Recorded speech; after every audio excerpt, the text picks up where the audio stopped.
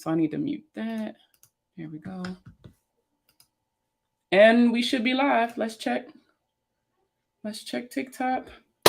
But what's up, everybody? I'll give that a chance to load, I guess. I don't know. But what's up, everybody? Hey, how was y'all weekend? Was it good? What'd you do? For those of you who don't know me, are good, TikTok's up. For those of you who don't know me, my name is Markia. I'm a board certified credit repair specialist and credit score consultant. And I use my platform or my social media pages to teach you guys the importance of understanding what credit is, how to kind of navigate that space on your own, as well as credit building and that sort of thing. So before I get started, I want y'all to know that I am not, hi, Megan. Before I get started, I want y'all to know that I am not attacking this creator.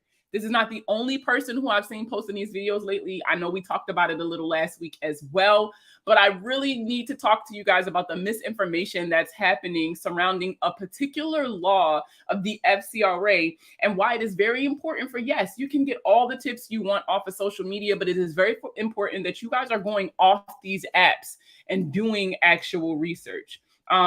Without it, you're going to be lost in the sauce like a lot of these people.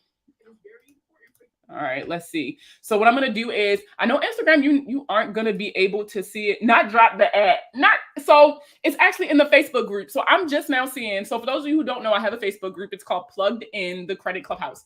And Phil dropped it in the Clubhouse group. I want to say yesterday, but I just saw it today and I pulled it up.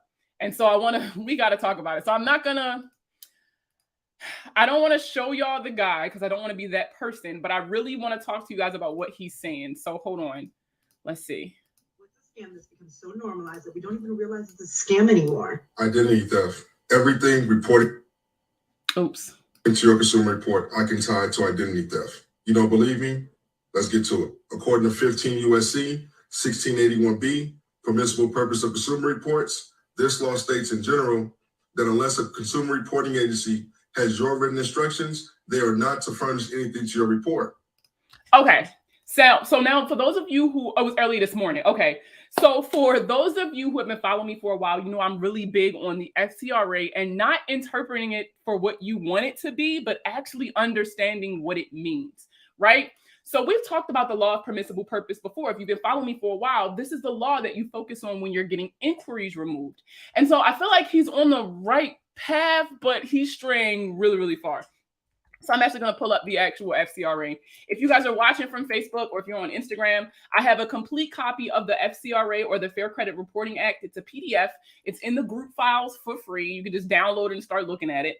But I'm about to, we're about to break this down because I want to show you guys exactly what that particular law says, so that there's no confusion. Let me go back and share my screen. So I know Instagram, I can't share my screen with y'all, but I'll just read it to y'all so y'all know what it says. Okay. So this is the Fair Credit Reporting Act, subsection 1681B. And he said A, which is A right here, and then 2. So first of all, 1681B is the permissible purpose of consumer reports. In general, it's subject to subsection C. Any consumer reporting agency may furnish a consumer report under the following circumstances and no other. What this means is this is governing when can a credit reporting agency bring up a report or generate a report. Now, remember, reports are generated whenever they're requested. So whenever you apply for something and you give them permission to check your credit, that is when a consumer report is generated or credit report and sent to that lender so that they can judge whether or not they're going to give you an account, right? I don't know what the hell they keep trying to flip this to mean, but that is exactly what this particular law is talking about. So that was 1681B, A, and then we're going to go to 2.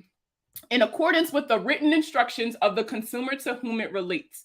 Now, what this means is you gave them permission, right, to request a copy of your report. They provide that permission to the consumer reporting agency, and that agency generates a report to provide that lender. That is what the law of permissible purpose is. And a lot of times companies can demonstrate that authorization in the form of a completed application or maybe like verbal consent if you did it over the phone. Those things qualify.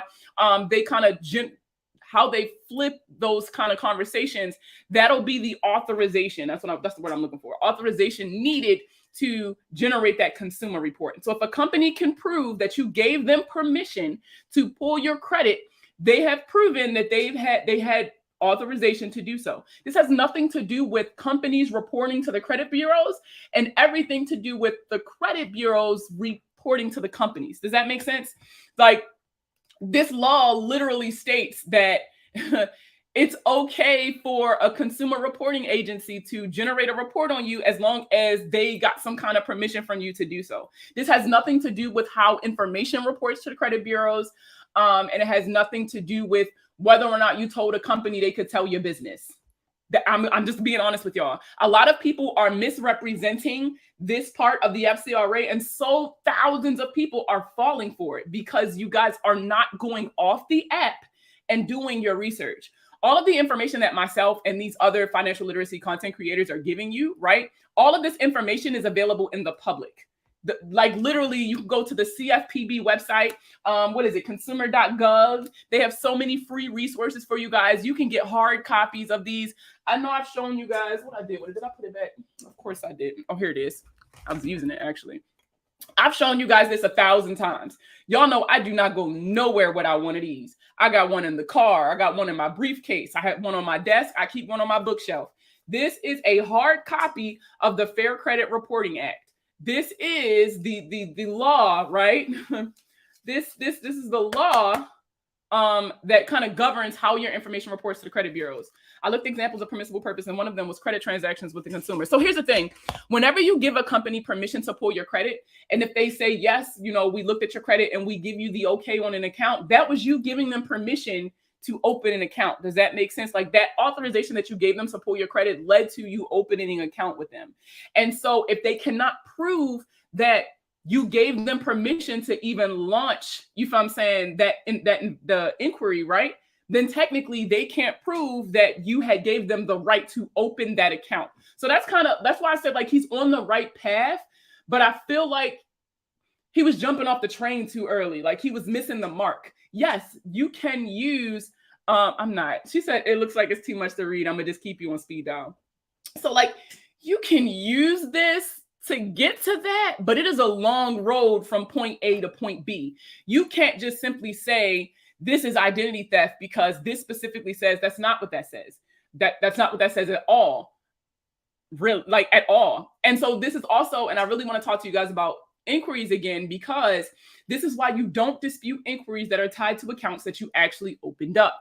Because if you didn't give them permission to launch this inquiry, right? You didn't give them permission to pull a copy of your credit, then who did? And so that brings that kind of whole account into question, which is why a lot of times when you guys go disputing inquiries tied to open accounts, you'll notice your account is closed because now they have reason to suspect fraud. It's like I said, it's not that he's wrong, but he is. Does that make sense? Like, he's on the right path, but there's a lot of variables to get to that result. You can't just flat out tell a company that they committed identity theft or this is identity theft and needs to be taken off just off of this one piece. There are other parts of the puzzle that you have to prove before getting to that part. Hey, girl, hey. So I really just wanted to talk about that today because y'all know how I feel about misinformation, because I love that we're having these conversations surrounding credit. I love that more and more people are coming out and telling the world all of the things that they know about personal credit and how to navigate that space, especially people of color. But what I hate is when we're not doing our due diligence. If you are going to be a content creator, you guys have a certain responsibility to make sure that the information you're putting out is accurate. So it's not that he's wrong. He's just not 100% right. Exactly. Credit is not a scam, boo. Just because you don't understand something doesn't make it a scam. That would mean that, there's so many things that we can call a scam just because we don't understand it. But it's not that it's a scam. It's just that you also have to understand that as Black people, this system was not designed with us in mind. The credit system was never designed for us to be successful. So is it a scam or is it operating exactly as it was supposed to? You also got to think about it like that. And credit itself isn't the scam. It's the system that America has rigged off of the back of credit. That's what a lot of people also have a problem separating. I noticed in the comments when people asked for help, he said, email him or buy his ebook. That is one of the biggest red flags that I can tell you guys about on these social media apps. Now, I pride myself on trying to answer as many as your comments as possible until I get to a point where like, girl, this is too much. I can't do it. And y'all know I got a lot of kids in here, so a lot of times I miss stuff.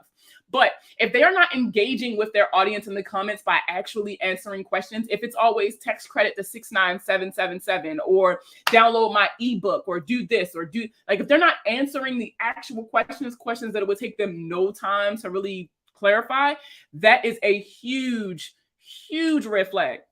They don't use it in Europe. The basis is cast. You're perpetuating it. I've lived in Europe. I've lived in Germany. No, they do not use They don't use credit scores. They don't use credit scores as a basis for giving you something. However, the system of credit in and of itself is not inherently American. It's not a westernized concept. This is something they use all over the world. The idea of getting something based off of your reputation and then paying for it at a later date is not something that is unique to America, as much as America wants to think that something originated in America, right? Has nothing to do with that. Now, the concept, the system that they've put in place, right? The credit scoring system that they put in place was actually put in place because of the Civil Rights Act of 1964. That's when it made it clear that you could not blatantly deny people based off of the color of their skin. So what these people did was, okay, I know that they use your income. That's what I'm saying. The concept of credit in and of itself is not American. The system that they put in place was another means of oppression, because the information that they used to calculate your credit score was another way to oppress the lower income communities. A lot of people like to say it has nothing to do with race, but if you look at the poverty line, the majority of those living at or below it are Black. So the credit scoring system that America has in place, it's not a scam, it's discriminatory, it's exclusionary, but it's not a scam. A scam implies that there is no benefit to it. If you learn the rules of the game, you can play with the big boys. There's a lot of us doing it. The problem is that we're not educating ourselves properly. We're not educating each other, because it's every man for themselves. Like, there's so many issues with how we are governing, how we are kind of governing ourselves regarding credit, that we are allowing it to hinder us instead of educating ourselves to get around it, to change it and things like that. We can all sit around and complain all day, but what are you guys doing to make these changes? What conversations are you having with your families to ensure that this is not a hindrance to their success? Credit can be an obstacle. It could be a hindrance, right? But it could also be a tool used to escalate, to elevate. Did the CFPB get 45 or 60 business days for big three disputes? Because the FCRA says 30. I'm lost completely. So the original guidance was that they had 30 business days to go through your disputes, receive, investigate, respond. Now with COVID, they were given an extra 15 days. So it went from 30 business days to 45 business days, but it's not calendar days. The 45 business days usually roughs out to like 60 something calendar days. Does that make sense? So that's where the 60 is coming from. But post-COVID, they were given during COVID, they were given the 45 business days. Now, I have not seen anything official saying that they went back to the 30 business days. So until I see something that says that, it's still 45 business days. Your position only benefits the oppressors. You have sided with your oppressors. So let me ask you something, Bella. How, by me educating underbanked, underserved minority communities on how to win the game of credit, right? How am I siding with my oppressors? Regardless of how you feel about the system of credit, if you live in America, the only option you have is to follow the system that is in place. Just by ignoring it won't make the system go away, and you're actually hindering yourself more than hurting yourself. If you live here, unfortunately, you're going to have to get with the times until the times change, until you do something to enact that change. But if you live in America, you need credit. Credit is more than just your ability to go into a bank, right, and get a loan. Credit determines how much you pay in car insurance. Credit determines where you live, like what neighborhoods. Credit determines what schools you go to, because that's going to determine your oppressors want you to apply. Change it now. It's not a diaper. You can't just change the diaper of America and think that that's going to overhaul every system that we have in place. Unfortunately, the only way for us to affect change is to understand at a foundational level what the credit system is. And then from the inside, you affect change. But you can't change something you don't know anything about. That makes no sense. Right. She's not doing anything. That's the thing. It's easy to get on these apps and to tell people, well, what are you doing? You're not doing anything. You're siding with the oppressors. But what have you done? Because I've sat in on committee meetings talking about why financial literacy needs to be a graduation requirement in states. I've sat in and sent emails. I've sent letters to different, almost all 50 states, I feel like at this point, talking about why financial literacy needs to be included at the beginning of a child's education and not at the end, so that they have more, time to enact these things. Yeah, sounds like an activist to me, Francie. It's just crazy to me how people can come on here and it's so easy to judge what I'm doing and not doing, as opposed to what you clearly aren't doing. Anyway, back to the original conversation. I'm so sorry. So calendar days is like Monday, Tuesday, Wednesday, Thursday, Friday, right? That's a calendar day. Now, when it comes to business days, it's all about Monday through Friday, excluding weekends and federal holidays. So that's kind of where that comes from. Yeah, Francie. Now, more important than ever with housing skyrocketing. Exactly. And that's what a lot of people aren't understanding. You guys, a lot of people, not you guys, but a lot of people think that credit is just, I'm going to go buy a house or I'm going to go buy a car and I don't have money to do it, so I need you to pay for it. It's more than that. Even if you're renting, your credit score plays a part in whether or not you're going to be approved. If you're renting, it plays a part in how much you're going to pay for your renter's insurance, your car insurance. If you're renting, that can determine, not even that, your credit determines whether or not you get employment. A lot of people don't understand that, but a lot of jobs are making it so that if you aren't paying your bills, that make you untrustworthy. And if we can't trust you, then we can't trust you to do this job. Credit is ingrained, unfortunately, in life in America. That's literally the only thing I feel like that's universal across all of the cultures here in America, is that you need credit in order to get to any kind of point in your life, really, if you're not one of those communities that have everything that they need to survive by itself. But if you have to depend on some kind of system for survival, then credit, unfortunately, is a conversation that you need to be having. Whatever day you can count on the calendar, that's 60 calendar days or 45 business days. Yes. Bad credit will put you right on the streets. Yes, it will. And what a lot of people don't understand, here we go. The foundation is not understanding the systems of oppressions. Why you are saying it is okay. What am I saying is okay, miss? The foundation is not understanding the systems of oppression. You have to understand the systems that oppress you in order to beat them at their own game. What do you mean? I've been confused since April. Not since April. It's just so funny to me. Like, I get it. It's not fair. Life is not fair. I hate it. I hate that when I go places, people instantly take my locks and the color of my skin and determine that means that I'm uneducated. Or if I say something smart, they're like, oh my God, you are very articulate for a Black girl. Like, I hate the system and the society that we live in. But unfortunately, it is necessary for us to understand these same systems so that we can navigate these spaces instead of choosing to remain ignorant and therefore hurting ourselves. You're literally creating the generational curse that will affect your family for the rest of its days. Do you study consumer law? I do. The profile is a troll. I know, but I also try to take these moments and make them teachable ones so that when I'm answering these questions, it's not even just so that I'm going back and forth. I really need y'all to understand why, right? I need y'all to understand, because it's easy to just throw money at people and be like, fix my credit. But I need you guys to understand the foundation of why was it reporting that way in the first place? Why is it legal for them to report it that way? Was it legal for them to report it that way? I need y'all to understand all of that. Hold on, reflections. I see both sides of the coin. Charge off is reported, but account went to collections.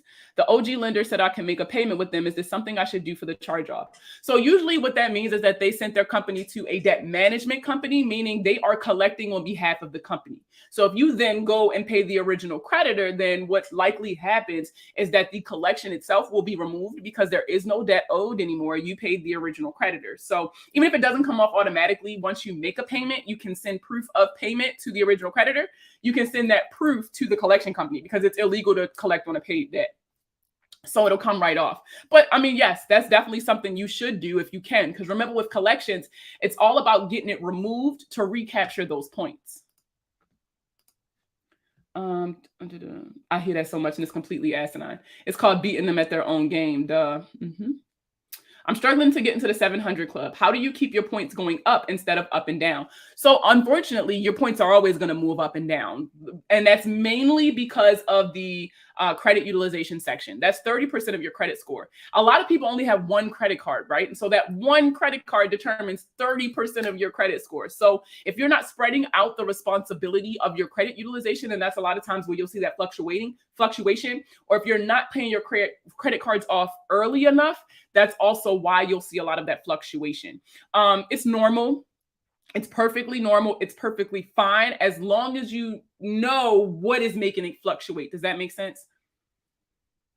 Do you help people one-on-one? I do. The link in my bio on TikTok will take you to my website. I do offer, it's just an audit. So where you and I will sit down and comb through your entire credit report. From top to bottom, we talk about what you need to do to fix it, rebuild, and rebuild better than what you had initially. Systems of oppression replicate outcomes they are meant to produce. The foundation is oppression. You've got all of this energy and you have not answered not one time about what you are doing to better minority lives. And, since you don't want to tell people to use credit, all of these systems are oppression. So we should not partake in them. So what do you suggest we do? What suggestions do you have? What positive things can you pour into this conversation so that I do not feel like this entire engagement has been a waste of my time? Is it better to send payment to the original creditor or to the collector? So here's the thing. Sometimes when debt is sent to collections, you can't pay the original creditor because they sold the rights to collect on that debt already. It really just depends on where that debt sits and the contract between the person who bought the debt and the company that hired them or sold to them.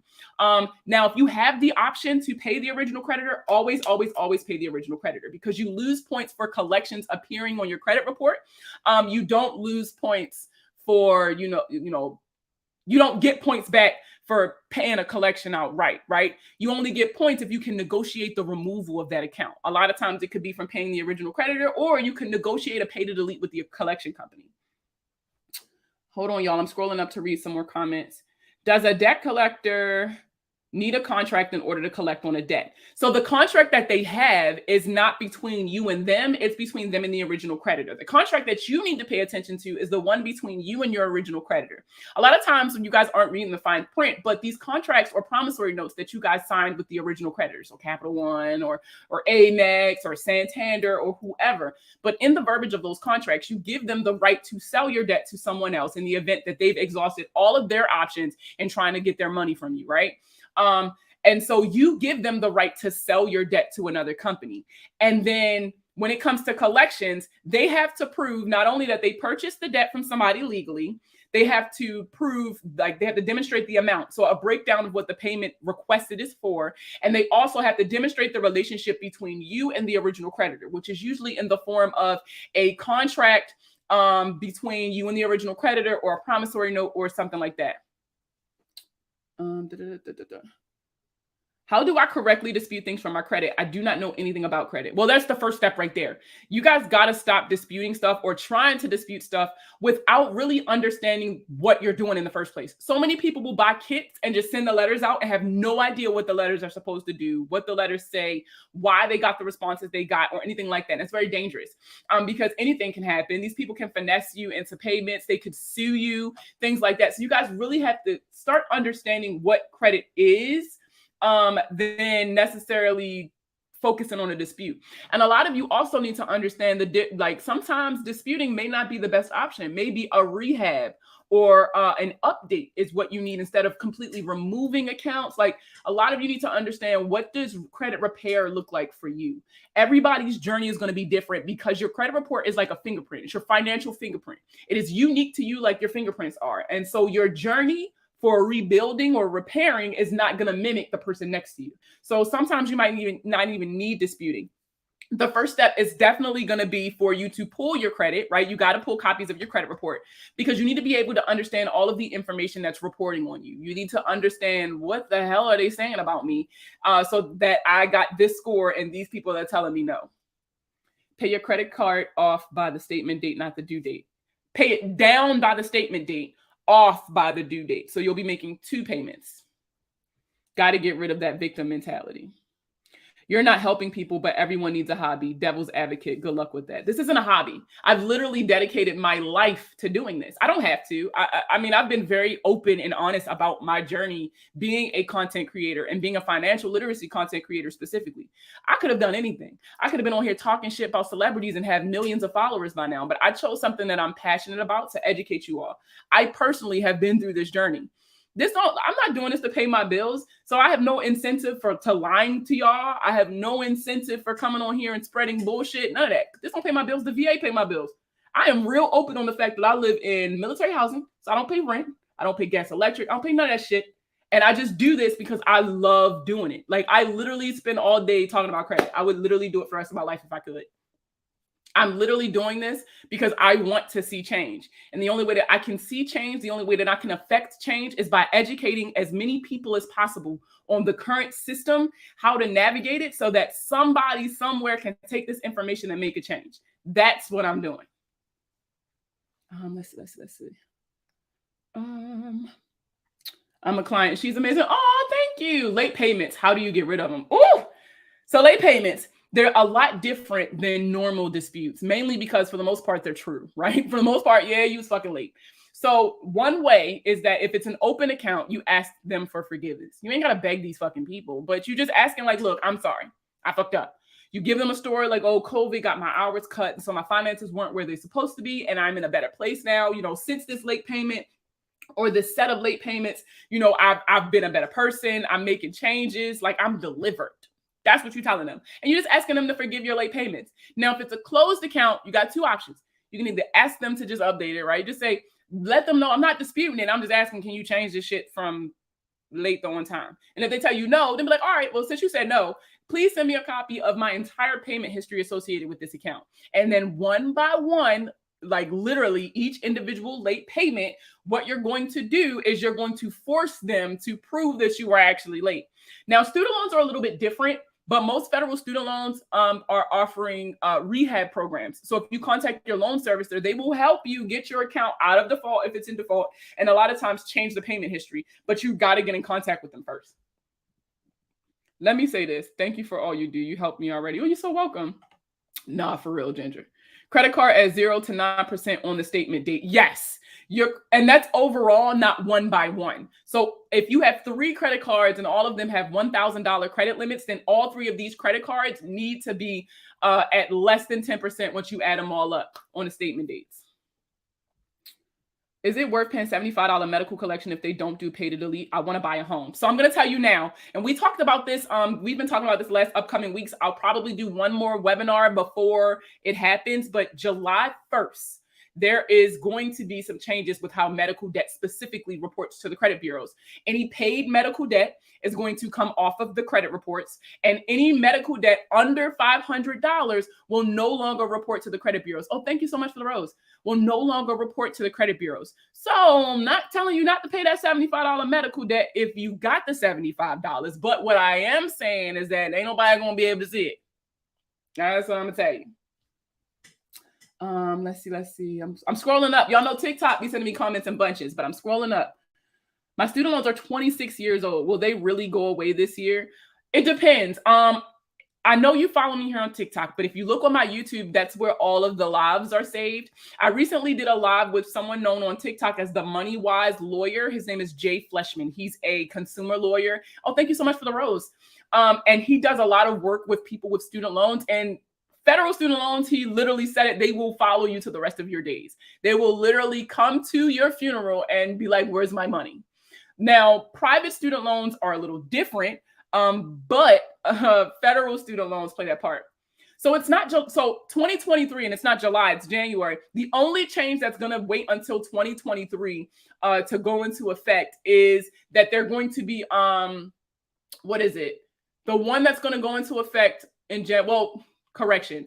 So what they are telling people is that some people will see changes before 2023. However, the rest of the world, so they're telling people not to expect change with this particular part of the changes in how medical debt reports, not to really expect it till January 2023, is removing medical debt that's less than $500. So you won't see that going. Some people may see it go into effect in July 1st. They said it. However, they're telling everybody not to really expect it until January 2023, because it's going to take way too long for them to kind of get that under wraps. Where can I find your video on canceling my student loans? On YouTube. My YouTube channel is WWTMPD. What would the money plug do? Hello, just received a letter from a debt collector for medical bills from 2019 and bank fees. Okay. So first things first, if you like, no, I'm not paying this shit, or I don't know if I should pay this or not, always do a debt validation. If you ever feel some kind of inkling or uncomfortable or anything, always do a debt validation. When it comes to collection accounts specifically, remember, it's not about what's true and what's not true. It's all about, do you have the proper paperwork to prove what you are telling these credit bureaus? So when you do a debt validation, what you're doing is you're requesting all of the evidence associated with the accounts that they're reporting. And if they cannot provide you with the proper documentation, they have to remove the account. Now, this does not absolve you of the debt that's owed. And a lot of times these companies will sell this debt to another company. However, this will kind of give you that breathing room, that wiggle room that you need to get the coins together. That way, when the new company gets it, if a new company decides to reach out to you, then you can go ahead and negotiate a pay to delete. What about the debt collector does not provide a contract or promissory note? If they cannot demonstrate the relationship or your obligation to pay, but like between you and the original creditor, then that's a violation of the FCRA, because they have no evidence stating that, listen, no, that's not true. So somebody said if they sold the debt, then it's paid. That's not true. That does not absolve you of your right. I mean, your debt. That means that they sold the rights to collect on this debt for the amount that the debt was worth, usually less, right? And so now this company now has the right to pursue you for this debt. They own the rights to collect this debt. As long as they have all of the proper paperwork, then they can go ahead and keep and request it from you, report it on you, all that. If they don't have the proper paperwork, and if they can't demonstrate all of this, like they have to break down what the payment is for. So you said I owe you $300. Where did that number come from? Where did this money come from? You're saying that I owe you and you bought this from Comcast, but how do you know that I even owed Comcast? You are not a creditor. And I really wish y'all gotta stop saying this. Just saying it. Can somebody mute her too? Just saying it does not make it true. Just because you say it and you throw a couple of big words or a couple of laws that you really, truly do not understand, that doesn't make it true either. The problem is a lot of you are under the misconception that when a charge off is sold, you no longer owe that money. That is not true at all. I don't know why y'all keep saying that, but it's not true at all. You still legally owe that money. Hold on. Great Lakes has taken over everyone's student loans from the U.S. I heard that too. I think it was Friday, somebody sent me an article that talked about that. So I'm kind of curious as to how that's going to help. What are the steps for identity fraud, or point me in the right direction? So if you go to identitytheft.gov, if you are a true victim of identity theft, you cannot just claim identity theft because you don't want to pay these people back, because what can end up happening is you can end up being sued by the company. You can end up being charged with fraud as well, because this is a false statement. And since most identity theft complaints require that you file a police report, you can even be charged with filing a false police report, which is also a felony. So please be very careful claiming identity theft if you are not a victim of identity theft.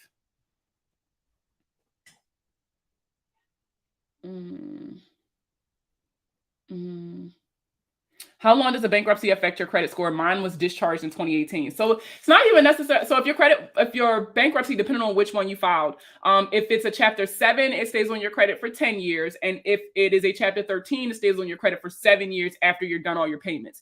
And how that works usually is that it's a hindrance, right? But there are accounts that you can open up with a bankruptcy on your credit. And so that'll allow you, it's all about how you rebuild after a bankruptcy. That's the most important part, and the part that holds a lot of people back, because a lot of people aren't willing to take that risk on you when you have a bankruptcy. But there are some accounts that's okay with it. So if you have a bankruptcy, there are certain credit cards that you can get. Matter of fact, I will pull it up right now. Where is it? I'm about to share my screen. Give me a second. Where's the bankruptcy ones? Boom. Hold on. I'm about to share this with y'all right now. Share my screen. Okay. So this is an ebook that I put together when we did the credit building webinar. And this is literally just a breakdown. I know Instagram, you guys can't see it. Maybe I can turn this around so you can see it a little bit. Okay. So this is available in the Facebook group, in the group files, or you can go to my online store. It's available for free. You just add it to the cart and check out. It's 100% free. But this is called the credit building. It's like the credit card cliff notes, I think is what it's called. And these are some bankruptcy approved cards. Now, there obviously are more, but these are cards that I've seen, right, that will accept you with a bankruptcy as long as, you know, everything else is kind of coming into play, right? Like, you know, the accounts that you now have, you're rebuilding properly, no late payments, low utilization, that sort of thing. But it's all about how you rebuild from a bankruptcy that's important. Okay, there we go. I'll leave that up for a little bit while I go back to some more questions. Yes, I am on YouTube right now. So if you got to the live late, first of all, welcome. All of my lives, for the most part, are saved on YouTube. So if you go to my YouTube channel, which is listed at the top of the screen, you'll be able to catch all of my replays. This is actually recording live. So once this live is finished, you'll be able to go back to the beginning. Let's see. I opened a Marcus account and started a savings because of you. Thank you. Oh, you're so welcome. What's the best you can do with credit? What you mean?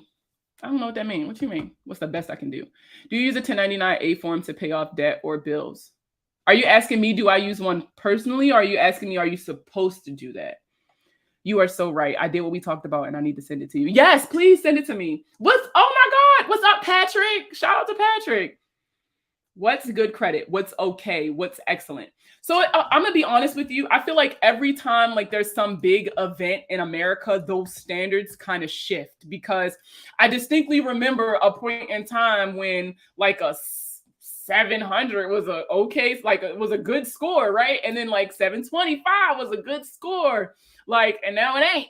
Like, you ain't getting shit, I feel like, especially if you're in a home buying market, which I really feel like plays a big role in that, especially for states like, you know, California, where shit, you can have a really good score, but you still finna get outbid because you don't qualify for more. It's a very competitive market. So, whew, it's a lot. It's a lot, but I can't really, like, everybody has a different understanding of what good credit is, or a good credit score.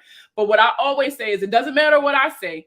It doesn't matter what Experian, Equifax, and TransUnion say. What you have to do is, if you have a goal in mind, a specific credit card or a specific company you want to work with to buy a home, look and see what they say good credit is. It's not about what I think. It's about what they think, because they're the ones who are giving you these accounts. Yeah, they keep moving the goalposts, which is crazy. Somebody asked, can you please answer my question? I swear to God, I'm literally going down the list answering questions. There's just a lot of them. I've been paying on a medical bill since 2012. It will never get paid off. Well, if you're making payments, then no, it's going to take you a while to pay it off, depending on what the amount is. You can always, at any point in time, be like, look, let's talk settlement. Let's talk about, if I give you one lump sum of a payment, if that's something that you can do, can we consider this kind of paid and taken care of? You don't have to do payment arrangements, but they also don't have to agree to a settlement arrangement either. Your content is super dope. Congrats to you. What do you use to go live? So right now I'm using StreamYard. I really bounce between StreamYard, what was the other one called? Riverside, and then Streamlabs. For those of you who know, I was gaming on Twitch for a while. I had to stop because of some issues, but I really bounce between those. I really wish Instagram would get to the times, because let me show y'all. I gotta show Instagram my setup because they can never see it. But look, ain't that cute? And it's got like a little banner at the bottom, and I can read people questions, and I change all that stuff up. But yeah, Instagram just don't want to get with times. But yeah, TikTok allows you to go live from a desktop platform. Is Smart Credit accurate? Yes, Smart Credit is accurate. Credit Karma is accurate. Credit Sesame is accurate. Fico, my Fico is accurate. Experian is accurate. It's not that these credit scores are incorrect. It's just that depending on what your goals are, that's going to determine whether or not, what score you're going to use. Because if I'm going to go buy a car, I'm not going to look at Credit Karma. If I'm going to go buy a home, I'm not going to check my Smart Credit score. I'm going to check my FICO mortgage scores, which is my FICO 2, 4, and 5. If I'm buying a car, I'm going to check my FICO auto scores, right? Like, it all depends on what your goal is. That's going to determine what scores should you be monitoring. Hold on, I'm scrolling back up. Shit, slide questions. Okay. It didn't take long. Oh, Talk about the monthly 30% and how it affects your score. It's not supposed to be 30%. Your credit utilization should not be at 30% if you are struggling to get points for your credit score. It needs to be less than 10%. The lower your credit utilization reports, the more points they will give you for your score. This is why I tell everybody to pay your balances down before the statement date, but then pay them off after the statement date. Do you think Vantage scores will ever be used? There are actually some companies out there that use Vantage scores. That's honestly why it's even still out today, because it's old. Vantage scoring is old, but there are some lenders who still use it. That's why it's still available. But for the most part, like, a lot of people are doing away with it. If they sold, I already answered that. Do you call the credit card company to ask them to forgive the late payment, or should it be an email? I say send an email or send a letter. Never do it over the phone, because they'll tell you whatever you want to hear over the phone, to be honest. But if you request it in writing, anything in writing from an authorized representative of a company, so an employee of a company, is considered a legally binding document. Student loan on financial hardship for over 10 plus years, but interest has added $10,000. I'm not a student loan professional. I can tell you how it affects your credit. The debt collector sent it to the court now. So do I still ask for a debt validation on contract? Yes. If you get sent a court notice, that don't mean give up. It just means now they got to prove this shit in court. So that just means they got to prove that shit in court. So yeah, you're still going to be requesting a debt validation, but now you're going to be doing it in court. The same rules still apply. The rules don't change just because they're taking you to court. It's just that now it's a lot more on the line now. I don't have the funds to pay. I'm not working in the field. My degree is in. What will the government do? I can't say what the government will do. I honestly don't know what the government's going to do. I paid 2 cards off that serve no purpose for me because I don't shop there anymore. They are open, but $0 balance. And as long as, so I always tell people, if you are hell-bent on keeping these accounts open for like stores you don't shop in, or credit cards you just really don't want to use anymore because maybe the interest rate is high, maybe it's an annual fee, you can close them. That's perfectly fine. Or just make sure you are buying at something once a month. Just make sure you're buying something once a month to keep that account open. Because if you close it, yes, you lose points. But if you close it yourself, you're controlling when you lose those points and how you bounce back from that. If you don't use the card, you're giving them permission to close it whenever the fuck they feel like it, which is always an inconvenience. And so you're kind of scrambling after that. It's more reactionary. Okay.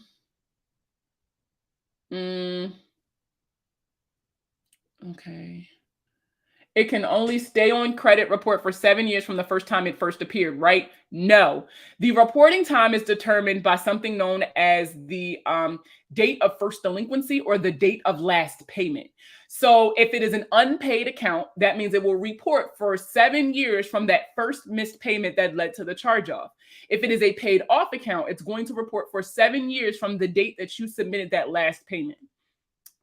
I hate that TikTok keep refreshing these comments. Do debt collectors have to respond even though the collection was already paid? I mean, technically, yes, but your payment validates the debt. And so a lot of times they're like, oh, yeah, we're not doing no investigation. That's usually how that goes. Can you remove repos? Repossessions can be removed, but you also have to be very careful with a repossession. Repossessions are the number one most sued, other than like student loans, right? They're the number one most pursued consumer debt. Like they will take you to court in a heartbeat over a repo, because low key, all they need to take you to court over a repo is the contract that you signed at the car dealership.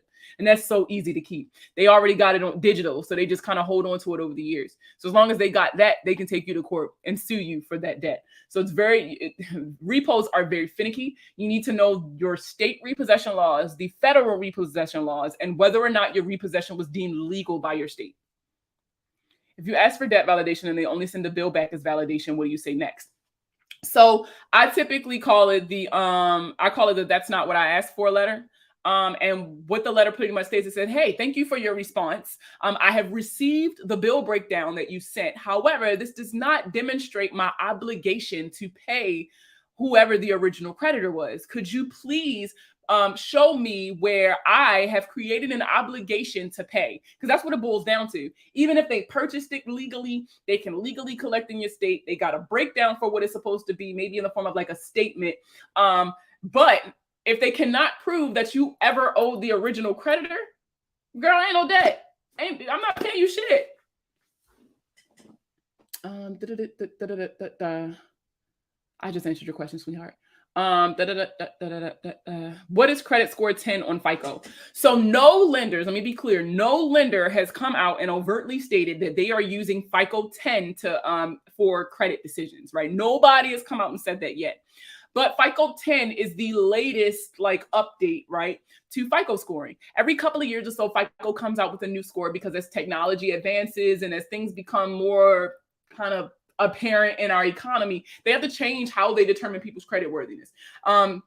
This includes including data that's normally considered alternative, that normally would not be included in these decisions. However, like it's something good to keep an eye on, but I would not stress out about it just yet.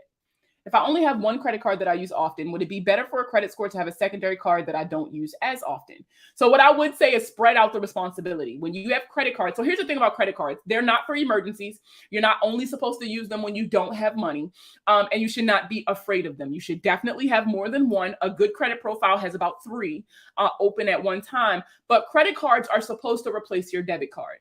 Credit cards reward you for the spending that you're already doing, not necessarily encouraging you to spend more money.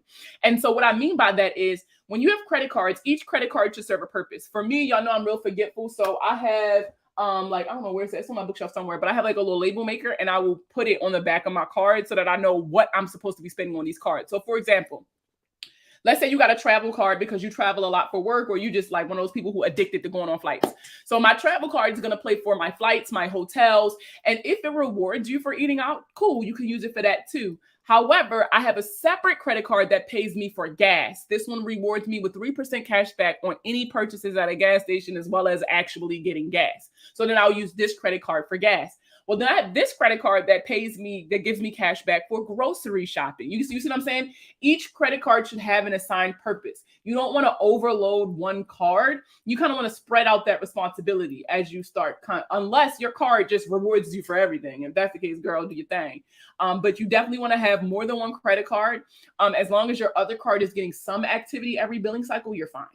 But you definitely want to make sure you're using each credit card you have. If you do not have, if you're not using that credit card, you run the risk of the account being closed due to inactivity. All right, let's see. Hold on. I'm scrolling back up for some more questions. Is it odd for a collection company to call if the collection/debt isn't on my credit report? No, it's not odd. Just because it's not on your credit report, it doesn't mean that you don't owe, and it doesn't mean that they cannot pursue you for the debt. Even if it's not reporting, they can still ask you to pay it. However, you ain't got to pay it at that point. There's no repercussions unless you live in a state where the statute of limitations exceeds the reporting time. So if you live in Louisiana, I'm talking to you. But they're in certain states, so the statute of limitations is how long a company has to sue you. And if you live in a state with a high statute of limitations, right? So let's say it's 10 years. I remember Ohio, I think it used to be like 15 years. And that's also a date that's easy to reset. So even after the debt falls off your credit, technically they can still take you to court over this debt. So it's really important for you to understand your state statute of limitations. But as long as that's not an issue, if it's not on your credit, you don't got to pay it. If you asked for a debt validation, then they already asked that. Do auto finance companies care about inquiries? Yes. In the sense that too many inquiries in a 12-month time period make it look like you begging, right? You don't want to beg. You do not want to beg. Do you know of anybody that has used Capital One Auto Navigator to buy a car? Oh, no, I don't. I can ask if you want. If you're in a Facebook group, you can kind of post it in there to see. Can you get approved for a home loan with a repossession on your report, and can you get it removed? Yes and yes. I know somebody who bought a house with a bankruptcy. I didn't even know that was a thing until a couple of months ago. But yes, it's not just like you guys hyper focus on having a certain type of account on your credit and not necessarily the whole picture. Your credit report is the entire picture. It's more than just the score, right? Or the fact that you got a repo. If you have a repo and every other aspect of your credit is all together and the repo is paid, then honestly, there's nothing holding you back. Now, unpaid debt is something in and of itself that's different. It doesn't matter if it's a repossession, a credit card, or any of that. Unpaid debt can get you denied, period. However, just because you have a repossession or a charge off on your credit report doesn't mean that you're any less worthy as long as you paying your bills. Oh, I didn't even see this. I'm so sorry. I sent a creditor a pay to delete letter. They responded if I pay, they will request removal from the bureaus. Okay, that's perfect. I would do it.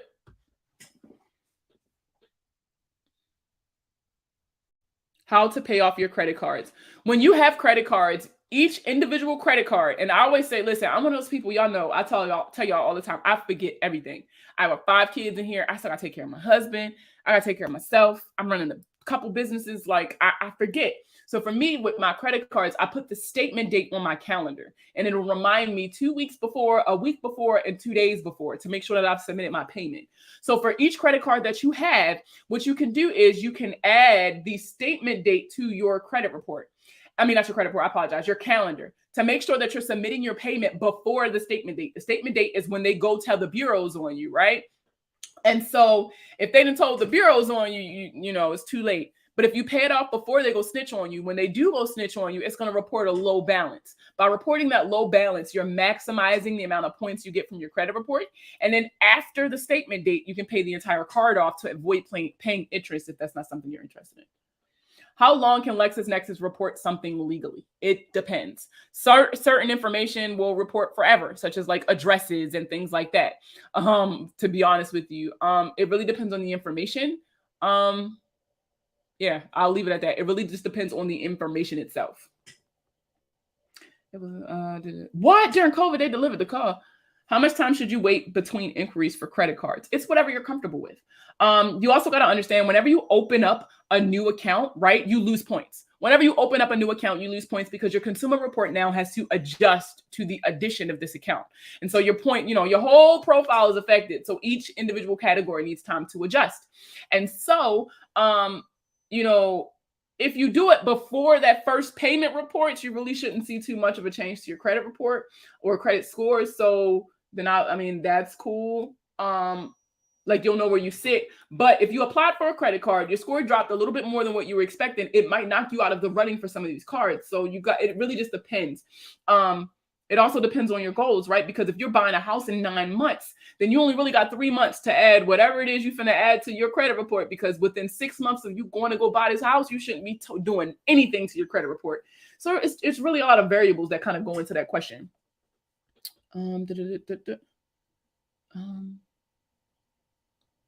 What's a smart way to use them? I kind of already broke that down. You need to make sure that you're being rewarded for the spending that you're doing, not encouraging yourself to spend more just because you got a credit card. How do you remove a collection from an eviction? So with evictions, there's a couple different ways you can go about it. You could treat it like a regular debt, right? And you could force them, if it's in collections, right? You force them to validate that. Send them a debt validation letter and be like, all right, you saying I owe you, prove it. Send me copies of everything that you have that ties me to this debt.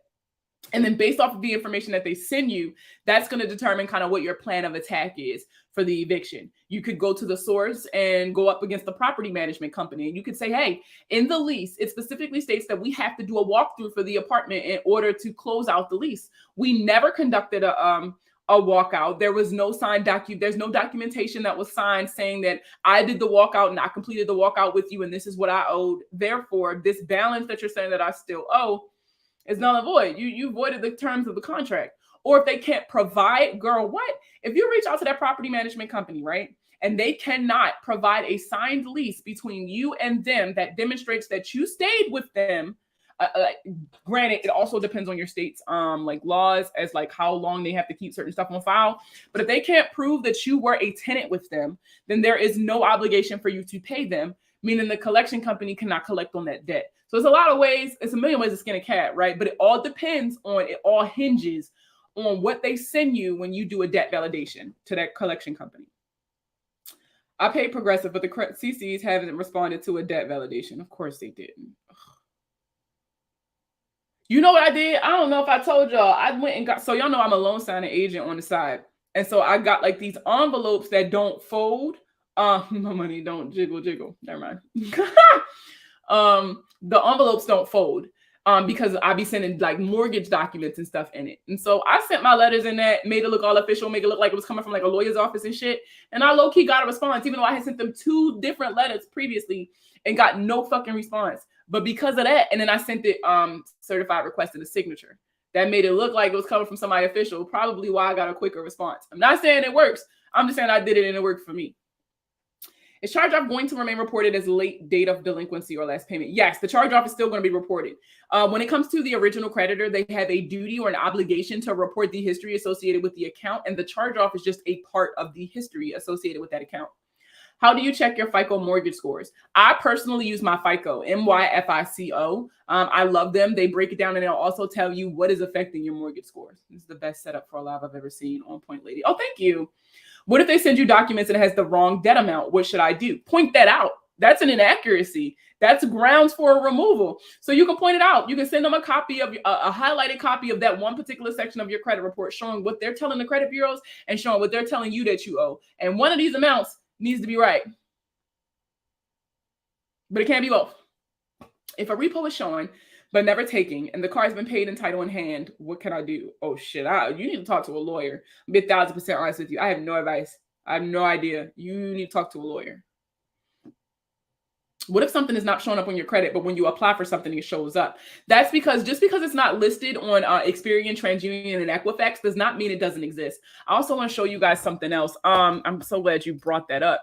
So during one, I can't remember which one it was, but during one of the webinars, we went over third-party reporting agencies. So a lot of people, everybody knows Equifax, TransUnion, and Experian, right? But what a lot of you don't know is that there are more consumer reporting agencies or credit reporting agencies. They report a lot of information on you. So like I always tell people, like if you ever had high car insurance and you don't know why, check your Clue Auto report. Clue Auto is a company owned by LexisNexis that provides information regarding vehicle insurance claims and stuff like that, property insurance claims, all kinds of stuff they report. But this right here is something you get for free from the CFPB. I also have it for free on my website in the store. And I'm pretty sure I uploaded this in the group files as well. But this is a complete list of third-party reporting agencies and the industries that they report to. So for example, obviously you see the big three, right? Sorry, you guys can't see this shit. Can you see it now? Kinda. So like this is what it looks like if you wanna, I'll go back to the top. This is what it looks like on my website when you download it. It's literally called the CFPB third party list or something like that. But let me scroll down what I wanted to show you guys. So right here, you see all these places for employment, right? So let's say you apply for a job, the background check came back and they passed on you. Whatever these people are reporting, that's why they passed on you. But what you'll notice when you start reporting these reports is just because Equifax, Experian, and TransUnion isn't reporting it doesn't mean it doesn't exist. For example, those of you with evictions, for those of you who have been evicted, even if you went back and paid the eviction off, the eviction will still report. And a lot of times it's on these third-party reporting agencies, CIC, Amrent, Appfolio, First Advantage, RealPage. They'll still be able to see it here. It's just that you won't be able to see it on TransUnion or Equifax or anything like that. Hold on, let me scroll back up. Scroll down. So you definitely want to check your third-party reporting. And let me scroll back to the top so you can see what it looked like. So you could Google it if you don't want to go to my website. But if you go to themoneyplug.co, in my online store, you'll see it's completely free. It's the CFPB third-party reporting agency list or consumer reporting agency list. I can't remember what the name is on the website. I have 5 credit cards. Should I apply with PenFed to get a credit card with them or Citi? That's a personal preference question. What is making you lean one way or the other? Look at the perks that each card is offering. Do you need another credit card? Can you handle another credit card? Remember, you got to use this shit every month. So, you got to look at the perks that each card offers you and the perks of being associated with each institution. So if you don't have an account with PenFed and you don't have an account with Citi, which bank or credit union, right, would best benefit you?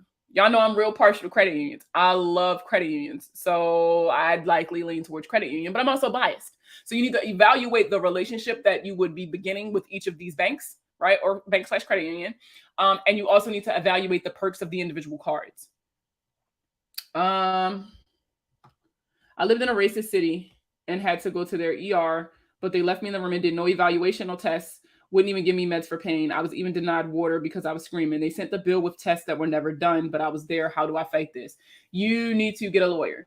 You're going to need to get a lawyer, and you're going to have to prove that you never got the tests done or you didn't consent to the tests. That's a lawsuit. You're definitely going to have to get a lawyer. I definitely suggest getting a lawyer. Discover is asking for income verification from the IRS. My new card has been on hold. What can I do? Why would a debt? Oh, that's two different questions. Okay. Give them what they asked for. They're just verifying that you can handle whatever account they're trying to give you. So maybe what you reported and what they saw in your credit report was two different things. And so they just need to verify some things. But if you want the card, give it to them. Why would a debt collector report a higher balance every month on the collection? So sometimes it's illegal.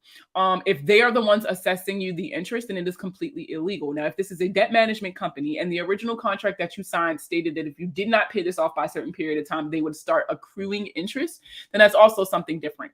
Then it would be legal. Or if they unknowingly took you to court and entered a judgment against you, most states have it so that if you do not pay that judgment off by a certain period of time or make some sort of arrangement to pay it off by a certain time, then they are going to start assessing you interest. And so the collection company would report that. But it's a lot of, like I said, it could literally be anything. You need more details about the account. So you need to do a debt validation. You need to find out, why does this amount keep changing? And the paperwork that they send you needs to demonstrate that change. It needs to tell you why it keeps changing. What if there are clear inaccuracies in the credit report, but the bureaus won't delete them? You guys are giving the bureaus way too much power. The credit bureaus have no power. The credit bureaus are just a figurehead. They're a lot like the president of the United States. They can say whatever they want, but at the end of the day, they really got no power. All of the power lies in the data furnisher, the people reporting the information. The credit bureaus, they don't have to validate the information that's reporting. They don't care if it's true or not. All they care about is that they are repeating exactly what the creditor told them to say. Because if they deviate from that, then they can be fined or sued or whatever the case may be. As long as they are repeating exactly what the original creditor wants reporting, then it's completely legal, whatever they're saying to you, because they are not the ones who generate that information. They just repeat it. So if there are clear inaccuracies and you're not getting anywhere with the bureaus, then you need to reach out to the creditors and start disputing directly with the creditor. I'm trying to figure out how to use my credit report to get around the income requirement for a rental.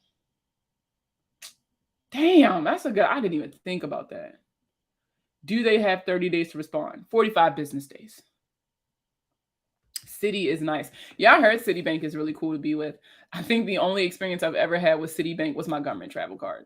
Woo! I'm finally at the bottom of these questions. I know that was a lot of questions. Oh, shoot. Hold up. All right, well, I got to get out of here, actually. Well, then again, no, I don't. Let me log in first before I put my foot in my mouth. Mama, thing ain't go off. Alexa, you about to be fired, bro.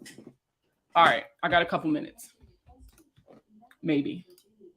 Y'all got any more questions? Because I could log off. Definitely could log off. If y'all don't got no more questions, or maybe let me refresh this, because it could be that my question's not popping up.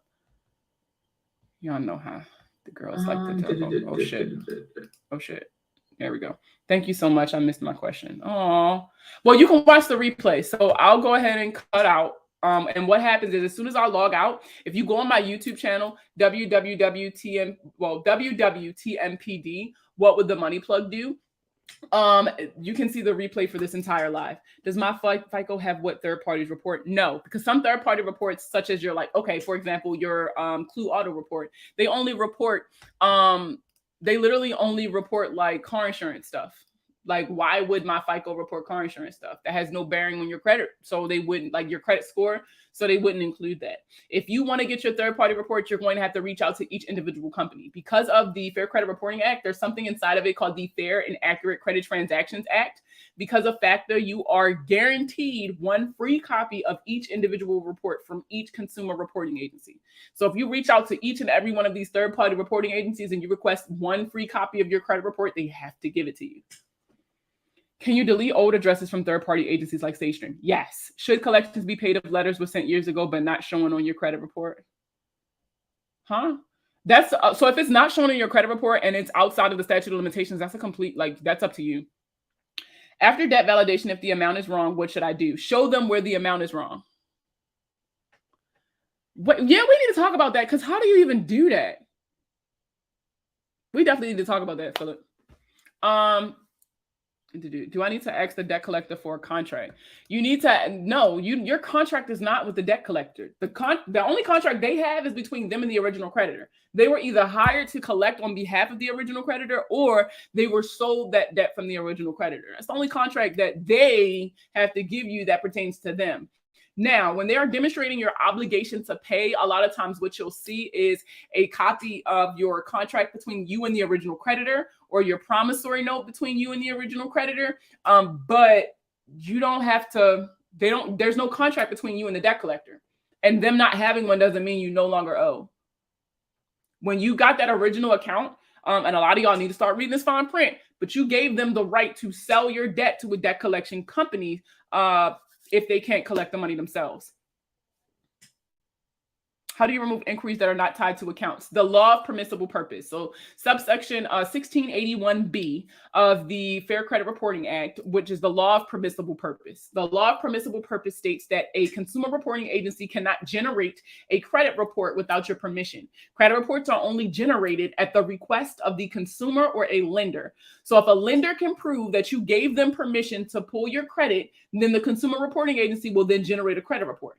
So following that same logic, you're gonna say, hey, I recently pulled a copy of my credit report, and I'm noticing that you all are reporting inquiries, against me on my credit report. Could you please provide me a copy of the authorization that you received from me, giving you permission to pull a copy of my credit report?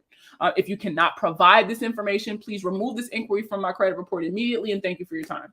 Literally, that is literally as easy as that. Now, if they can, usually it's in the form of an application, because that's where you give them that consent to pull your credit. So if they can prove it, they can prove it. The inquiry stays. If they can't prove it, it comes off. I've paid everything off my report and got a credit repair specialist. It's been almost 2 years and it's still low. So let's talk about this for a second. A lot of you hyper-focus on the removal of the account and you are not building properly. If you are doing credit repair properly, this means you are working on the accounts that are actively reporting on your credit report now, right? And you're tackling all of this. You need to also be rebuilding at the same time. The rebuilding is where you get all the points from. I could literally erase every fucking thing off your credit, but if you are not rebuilding, then you're going to have a low credit score. The rebuilding part is strictly client reliant. So you have to be opening these accounts. You have to be paying your bills on time. You have to make sure you have a good mix of credit accounts, et cetera, et cetera. You know, if you're doing that, you should still be getting points. After I die, does my student loan attach to my husband? Will they put it on my husband? So if it's debt that only you owe, then your estate will be responsible for it. And then once your estate is settled, then no. Now, obviously, it depends on the estate laws in your state. And again, that's not my area of expertise.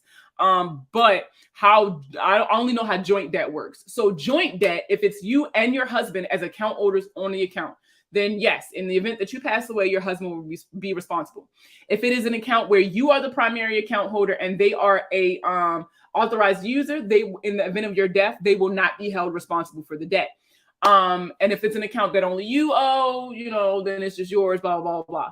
But that's an estate question. If you really want to get into the details, that's an estate question, and you need to talk to an estate lawyer. Is that what they're called? I think that's what they're called. So if you apply for a credit card online and get denied, they can send the application you filled out online. Yep. And your signature will be your name typed out with your IP address. I've seen it. I've seen it. It's after my self payments is paid off, should I open a different personal loan? I keep opening up self accounts if you want me to be honest with you guys. I guess this person is just not gonna log in today, huh? Okay. For me, I keep opening up self accounts. Once I pay it off, I'll wait a couple weeks, open up a new one. Just because one, I'm shitty at saving money. So this kind of kills two birds with one stone. And two, it's an account that I know I'm going to need because I don't need a personal loan right now. I'm not about to go buy a car. I'm not ready to buy a house, but I don't have any student loans. So I know I need some kind of loan on my credit other than my car loan. So, let's see. No, I was about to go, Phil, but I got my Zoom up and the person I was supposed to be meeting with has not logged in. And because of that, I don't have to go anywhere. So as long as this person doesn't log in, I'll stay. If they log in, I'm out. How do we maximize the benefits of our self accounts? So really, as long as you're making your payments on time, I'll show you what it is. As a matter of fact, I will pull it up right now.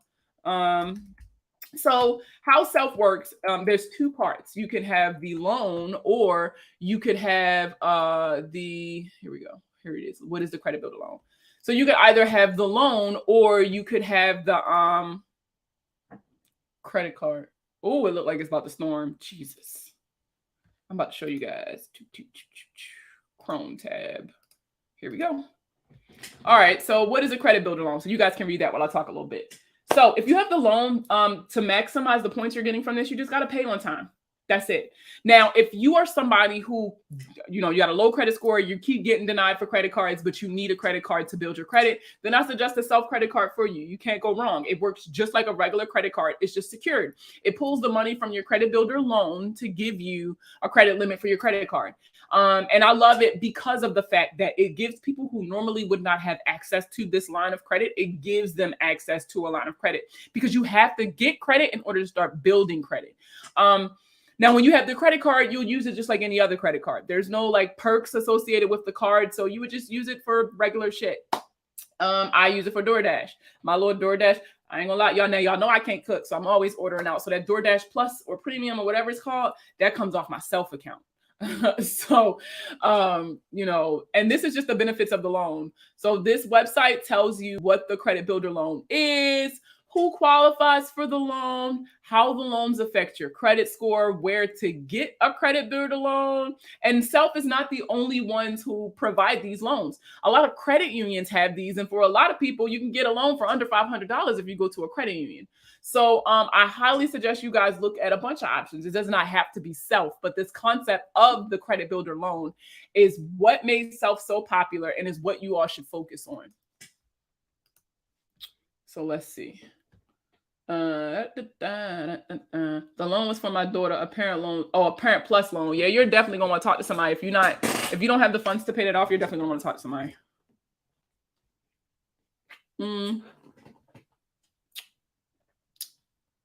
Do you know the credit score for refinance with CQ? Oh, so typically what I've seen with credit unions is specifically, as long as your credit has improved from where you were initially. And what I mean by that is, so let's say your credit score was a 510 when you bought your car, and now your credit score is a 650. That's obviously a huge jump, right? And you could qualify for a refinance. Like, nobody would tell you no, because clearly you're doing something right. Now, obviously, it's situational. They could still probably tell you no. But I've seen, as long as you have a significant increase from where you were when you originally got this line of credit or this loan or whatever the case may be, then you normally qualify for a refinance. Does Self do a hard inquiry for the credit card? Damn, I've had mine for so long. Hold on, I'm about to find out for you.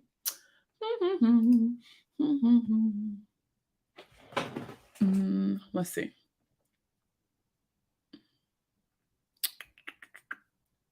Nope. No hard credit check. I'm gonna show it to you right here so y'all don't think I'm lying. I just want to be 1,000% sure before I said it. I don't think so. Chrome tab. Here we go. Right here. Is there a hard inquiry to get the Self Visa Credit Builder card? No. This is a secured credit card with no hard credit check. Whoa. Let's see. Stop sharing. Boop. What other questions I got? It's storming in Georgia. Really? Yeah, it looks like it's going to pour down rain. You know, it is hurricane season, so... what kind of response letter should I send to the court for the debt collector? You don't send shit to the court. If you got a notification that you need to show up to court because they're suing you, you should show up. Your first court appearance is just going to be them. They're going to ask you, do you plan on disputing it? Or do you plan on paying it? And then that's when you be like, I plan on disputing it. And they'd be like, okay, let's set a date. That's literally what happens when the first time you go to court. Do you know where to look for your exact interest rate with your credit card? I typically call. Normally it's on the paperwork you get when you first get your card.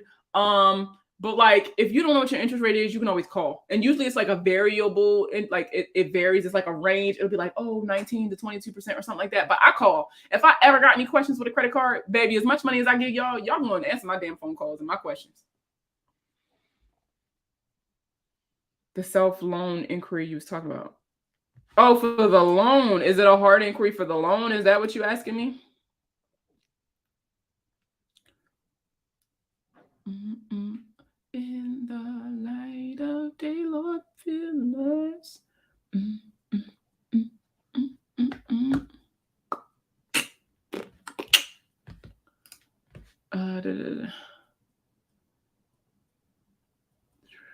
I have a Chime credit card, but it's secured. It's almost 2 years old, but I don't use it. Should I close it?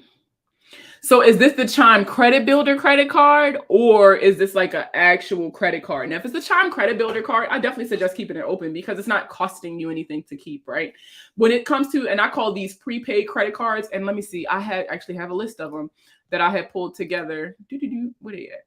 Right here. Let me see if I can share my screen again with you guys. Sorry, Instagram. I be wanting to share my screen with y'all so bad, but Instagram just got to step their game up. Let's see, here we go.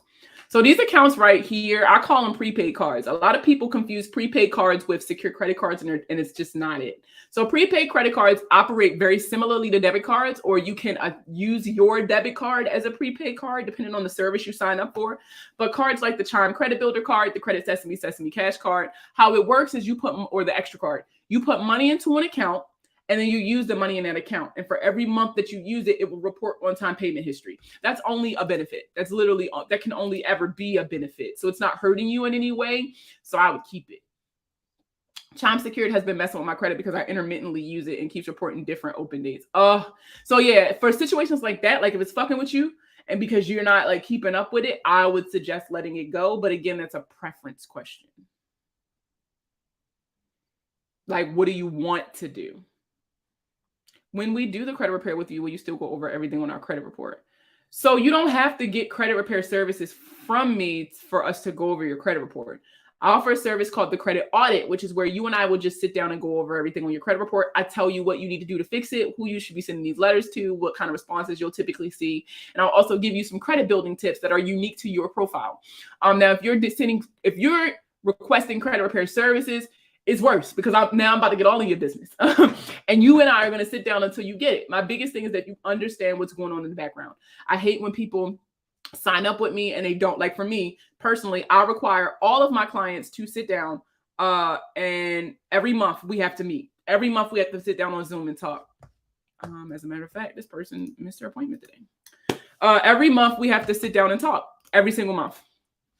I don't care if you got updates or not, mainly because this puts the responsibility on you to be proactive with communication. Because if I'm meeting with you every month, that means any response you got, we could talk about.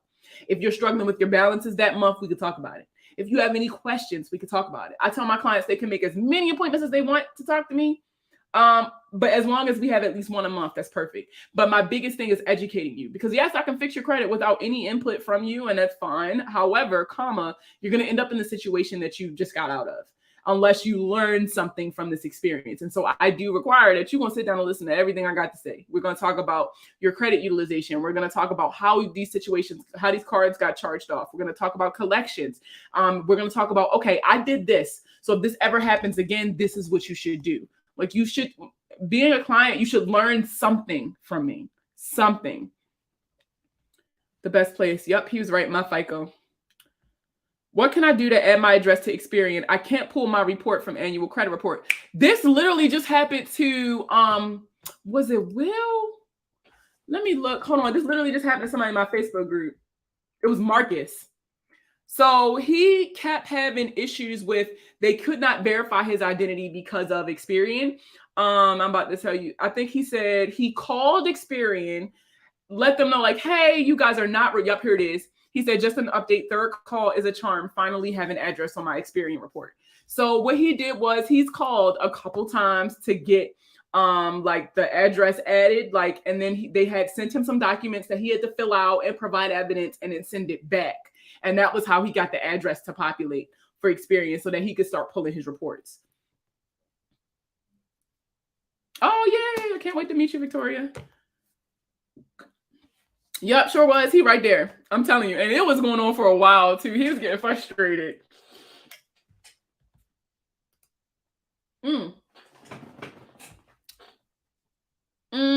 Okay, so that don't sound right. I used the bankruptcy letters and the credit bureaus just keep saying it's verified without providing the actual information on how.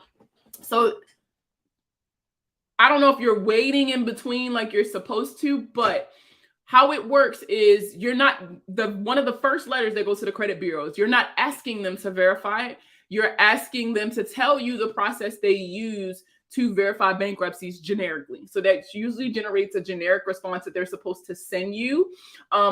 and I've literally never had that keep happening, but they're supposed to send you a response telling you what systems they use to verify their bankruptcies. And so like they'll tell you LexisNexis or whoever they get their information from, because that's what you need to find out. That's like literally the first piece of the puzzle. When it comes to these bankruptcies, removing bankruptcies, all of them are puzzle pieces and they all fit together. So one, they're going to tell you how they verify their bankruptcies, which most of us know that most companies are using LexisNexis right now. LCI really only comes into play with TransUnion, but that's a different story. So they'll tell you like, oh, we use LexisNexis to verify bankruptcies. And so then they said that out their mouth. And so then there are other letters in play that you'll send to LexisNexis and the courthouse and blah, blah, blah, and you'll get it taken off, right? You'll get it taken off of LexisNexis, and now it's removed from LexisNexis. So if Experian is telling you that they use the courts and LexisNexis, but you have the court letter that specifically states that they do not report directly to the credit bureaus, and you have a letter from LexisNexis showing that your bankruptcy has been removed, then there is nothing there for the credit bureaus to verify. Therefore, they are forced to remove this account. That's kind of how that works. So I'm not sure what's going on with your letter or if the person reading your letter is just a dickhead, but yeah, that first letter that you're sending to the credit bureaus is literally just asking them the process. You don't send all those letters off at once. There's a system to the letters. Let's see. And then Experian had the nerve to say, after my CFPB complaint, everything is accurate. That's because now they made the change. That's what that is. Now they made the change. I had a debt collector from over 20 years old. It was a default judgment over 10 years. How to remove from the court for time being too old. Now, removing from the court is different. The only way to really remove, I think the only way to remove a judgment is from having the judgment vacated. And so that is going to require you to get a lawyer. That I am not. I am not a consumer lawyer. However, I have one I can recommend to you. His name is MoneyWise Lawyer here on TikTok. Let me see if I can put it up. I'll write his @name for you guys on TikTok. This guy is a consumer lawyer here on TikTok. If you go on my YouTube, we just did a live together a couple of maybe 2 weeks ago. But he can definitely give you more tips on that. I'm not a lawyer, so I really try to stay away from advising you guys on court stuff. But yeah. What other questions y'all got for me? Oh, I did not see these requests for the Facebook group.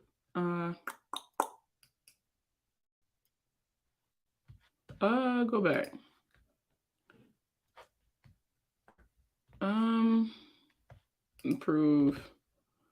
Approve. There we go. So if you sent a Facebook group request, welcome to the group. Let's see. Sorry, I'm going through and trying to answer everybody's questions. All right, is that it? That's all the questions I got? I did the system, then sent them the actual letters too. So if you did the system, right? So you got it removed from LexisNexis. You got the courthouse letter. It was removed from LexisNexis and you got proof. And then you sent it to the credit. Like, I'm confused on where the disconnect is. If you did the system, what do you mean you did the system and then sent them the actual letters too? I don't know what that means.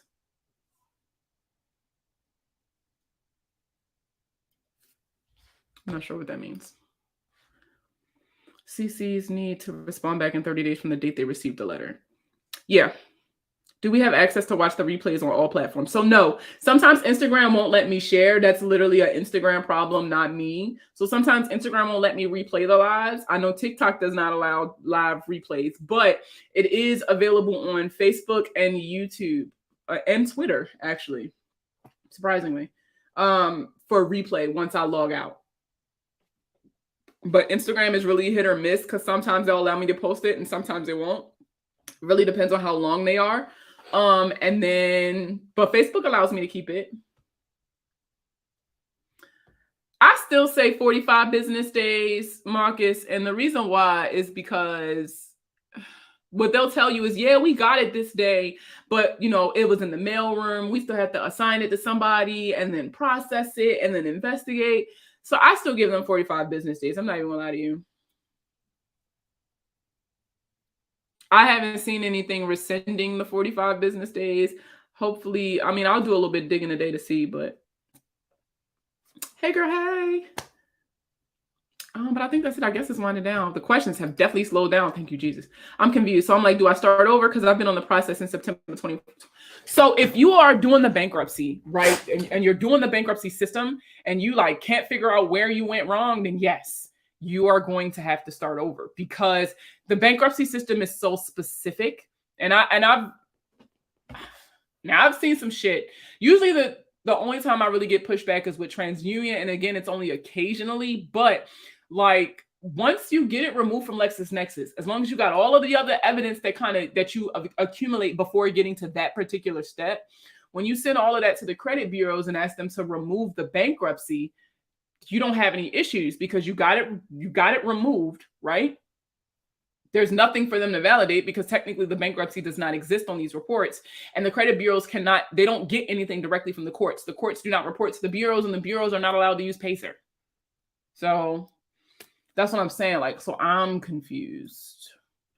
But if you are ever at a point where you feel like you messed something up or they messed something up and you're not sure where the disconnect is, then I would start over. But again, that's a preference. That's a preference thing. If you don't want to, and you feel like you can sit down and kind of go over what you did and the results of each step to make sure everything was done okay, that might be an option so that you don't have to start all the way over. But well, everything I send certified, period. So I know exactly when they get it. I have a late payment on all my student loans. Will they remove it? It's like one on each. So if they're federal student loans, they kind of play by different rules. So you're going to want to contact your loan servicer if you really want to go. If you really want to rehab it and you're not trying to remove it, talk to your loan servicer. You can always negotiate with them because they want the money. So if you're willing to do something strange for a little piece of change, they'll make sure that they'll change whatever you want to change. At what point would you start over with disputing collections? If you ever get to a point that you can't remember what you sent, or you don't know why they sent you a response, or you feel like you're confused in where you are in the process, stop, collect yourself, start over. A medical bill hit my credit report. Will it be removed even though the company name is a collection agency? I don't know. Will it be removed? So many things. There's so many questions. Like, there's so many questions. Like, do you have a specific reason? Like, do you have something that's wrong with that account? Like, it's not going to get taken off just because it's a medical collection. I can tell you that. Do you still have room in your mentorship program? You know what? And it's crazy because I didn't even talk about it. So yes, I had to open up some more slots. I opened up 2 more slots in the mentorship program. The mentorship program is for people who run a credit repair organization or a credit repair business company, whatever you want to call it, and are looking for mentorship.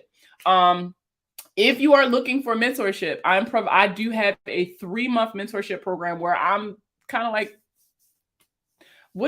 I could not think of the analogy the other day. And I said something about an ace in a hole and somebody told me I was wrong, but I really feel like that is the analogy. But I'm like your backup, right? I'm the person you go to and we'll talk about what's missing from your business. We'll talk about what are your goals? What are you trying to accomplish? And what do you believe is holding you back? My job is to get you to that next level. Whatever's blocking you, my job is kind of get you past that. So this is available for people who run a credit repair business. Now, I did announce that the school is coming. So far, I'm looking at either August or September 1st for when we'll start the first set of classes. It's a lot of information. I'm not even gonna lie to y'all. The credit repair course already has about 40 modules, and that's not even including the modules for people who want to start a credit repair business or the marketing aspect of that business. So like, it's a lot of moving pieces, but it's really coming together and I'm really excited. I'm really excited, actually. I've already started like building out the scripts and stuff. What's your top 5 favorite credit cards? Ooh, Self. I love the Self card. And I know that's really weird, right? Because people be like, oh, but I like the Amex Gold and da-da-da-da. Listen. I love the Self card because it gives people the opportunity to build credit who didn't have it. People who constantly hear no, denied, and feel like they don't have any options. Self gives you that option. So I love Self. My next top credit card, the Capital One, what is it? The Platinum Secured, I believe it is. Because Capital One is a really, really good bank to get in good with. And so getting in on the ground floor allows you to really build that relationship over time. Remember, when you got bad credit, you got to leverage relationships over your credit score. So if you can get in good with Capital One, Citi, Chase, all that stuff at the lowest possible level, you can get your foot in the door, bro. It can take you far. The Chase Sapphire, that's 3, right? Yep, Chase Sapphire. I love Chase, period. They offer so many perks, especially if you got a business. Oh, if you got a business, go with Chase. But Chase offers so many perks with being associated with them. And it's just an amazing fucking card to have. So that's 3.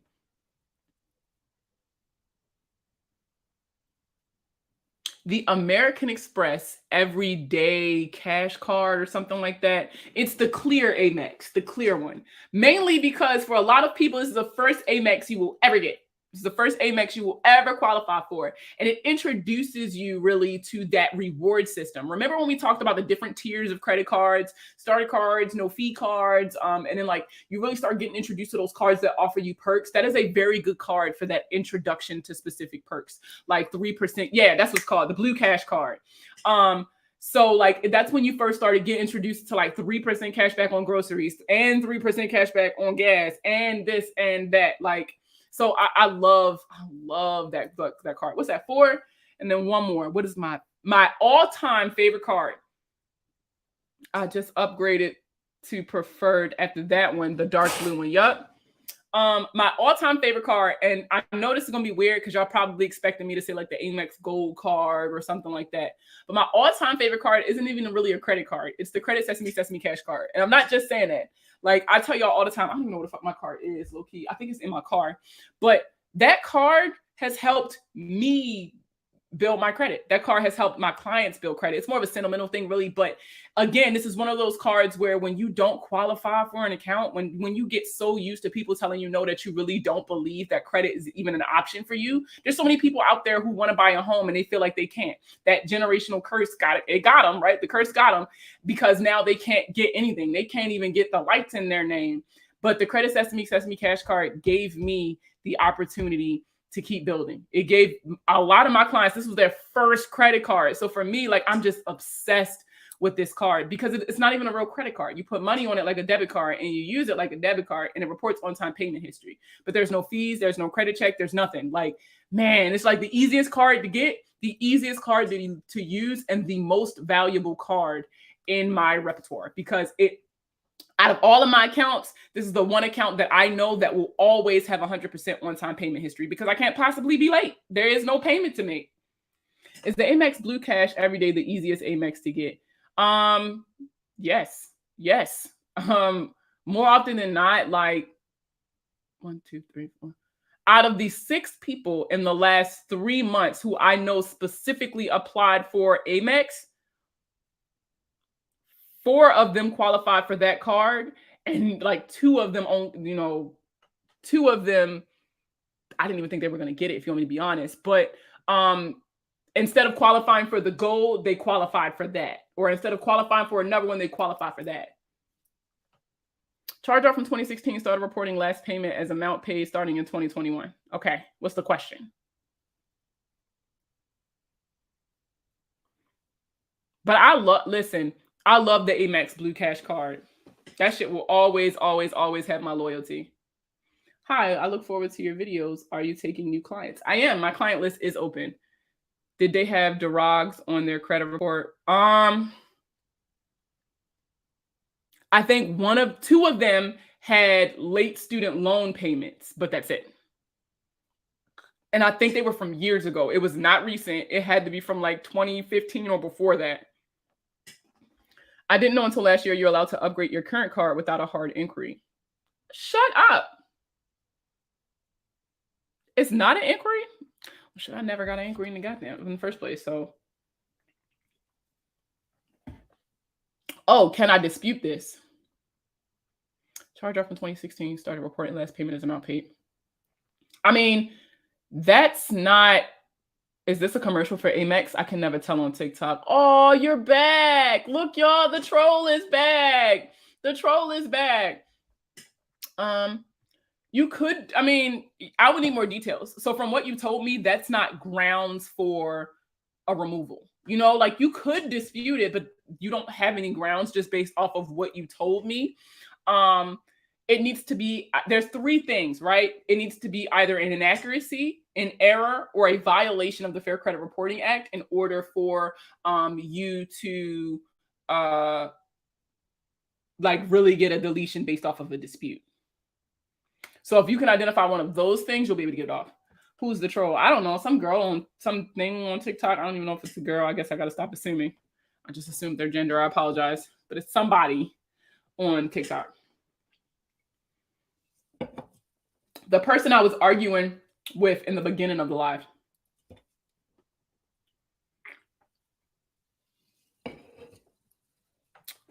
Oh, shoot. I was not checking those other comments. Okay. Pastidochi on the left hand side.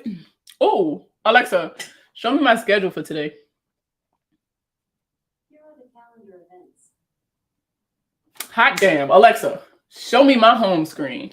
I am off for the day. Put down that damn Pepsi. Shut up, Megan. God, if you want me to be technical, this was my lunch Pepsi that I never drank. So I'm actually doing really, really good. Wow, I got a lot of emails.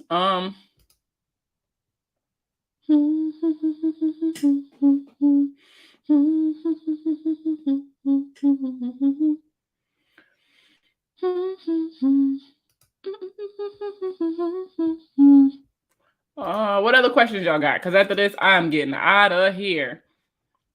Let's see. Oh, wait, maybe y'all asking questions and it's not refreshing. Sorry. Let's see. Oh, no. You don't need any Pepsi. I do. All right,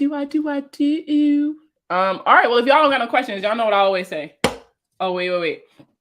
I had a letter back from Equifax about an account I didn't even dispute, but they deleted. Oh, look at you hitting the lottery. Look, Lord, I see what you're doing for others. I see what you're doing for others, Jesus. What other questions y'all got before I hop off of here? Oh, wait. How long did you have the Blue Cash every day? Oh, that's a good question. How long did you have that before you upgraded? And did you ever have any issues with the card? Did you ever have any lates or anything like that? How can I get approved for a 2022 Charger at 23% interest? Join the Army. They don't care what your credit score is. As soon as you say you in the Army, they give it to you. Can you dispute derogatory marks? Yes, you can. But in order for it to be a successful dispute, you need to be able to identify either an inaccuracy, an error, or a violation in the way that it's reporting. The inaccuracy is that I have not made a payment in 2021, but they have reported that I did. So then, yeah, you got proof. So here's how you do it. When you initiate your dispute with the credit bureaus, you do a bureau reinvestigation letter. This is just you putting the bureaus on notice that this account is reporting inaccurately. The credit bureaus are going to reach out to the company and say, hey, did you mean to say this? And they're going to be like, yeah, I said what I said. So then they're going to come back and be like, oh, this account is verified. Any other questions you may have, you can go directly to the company at this point.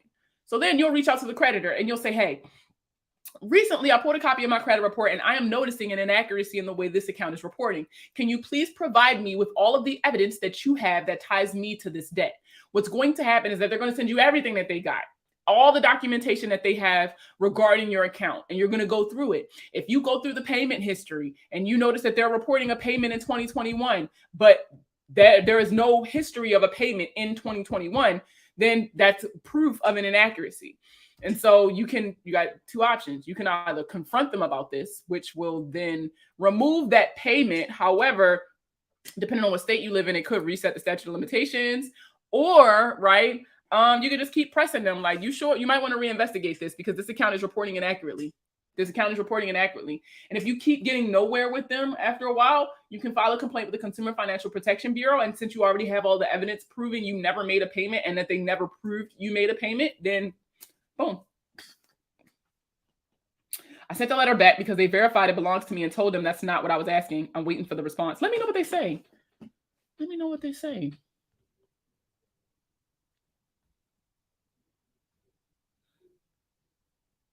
I hate when they assume what you're talking about. I need a friend who is good at VA claims as you are at credit repair.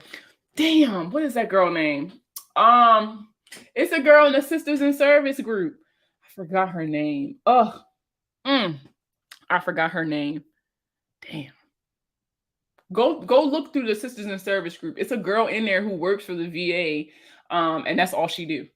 Oh, you're so welcome. As crazy as you are, all you got to do is walk in there and they'll give it to you. Y'all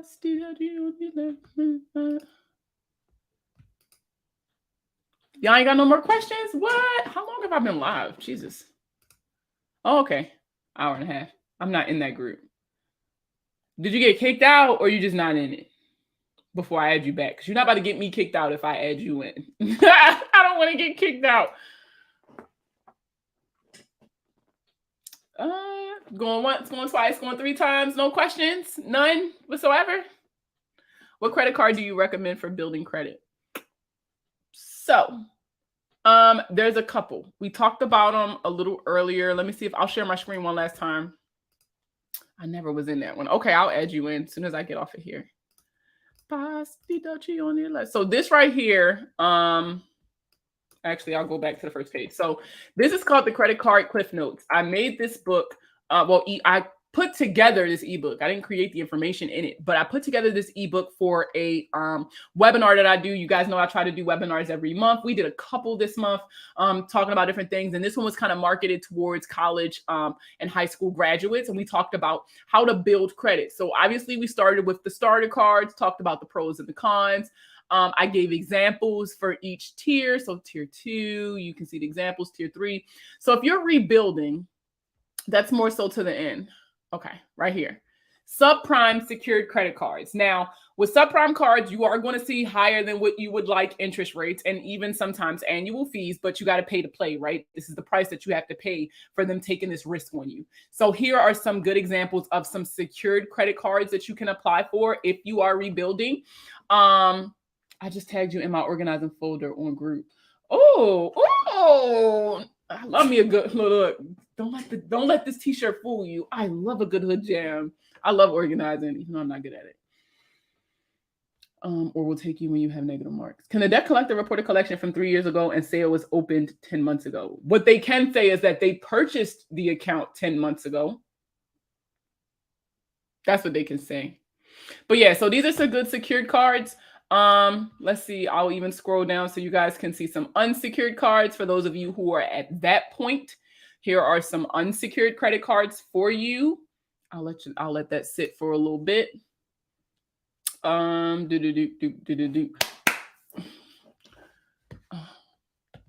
back and check. I just want y'all to know I had a really good work day today. You guys are awesome. Between my clients and then the people who just meet with me to go over their credit and then this live. I've had a really good day today. I'm not going to be live tomorrow, but I'll be around answering questions tomorrow. It's reporting opened 10 months ago. So that's the equivalent. So technically, yes. However, the reporting time for a debt does not go based off of that. So you don't even have to worry about that. The reporting time is still based off of the original account. So if you're calculating the reporting time, it's still 7 years from the date of first delinquency or the date of last payment for the original account. So if that's what you're stressing about with this account, you don't got to really worry about it. Have secured capital, one card since 2018. They say the card will automatically become unsecured. I did not know that, for real. But wait, when? I didn't know it was automatic. I thought you had to ask for it. I know I had to ask for it to get my damn card unsecured. I love y'all, Capital One, just in case y'all watching this. But like when? Like, did they say like how long or like how often they kind of reevaluate that? Damn, that's a really good question to ask, huh? I should call them and ask them that. I don't know why. I tried asking her. She said it will do it automatically. Of course. Ugh. They never want to disclose. I said, ma'am, it's been 4 years. No, really. That's crazy. Talking about it'll happen automatically. Okay, but like when though? I'll believe it when I see it.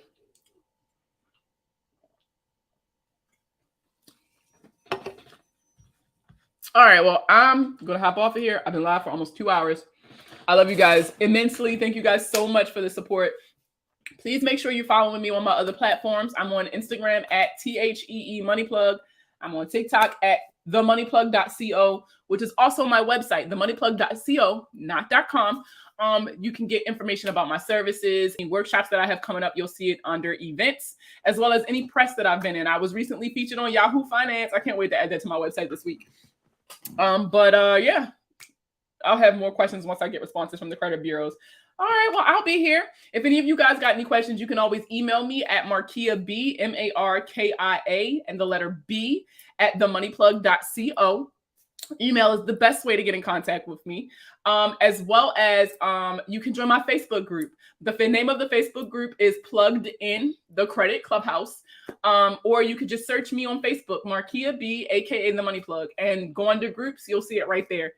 As a matter of fact, I'm going to be taking a vote sometime soon to change the name of the Facebook group, but we'll get to that later.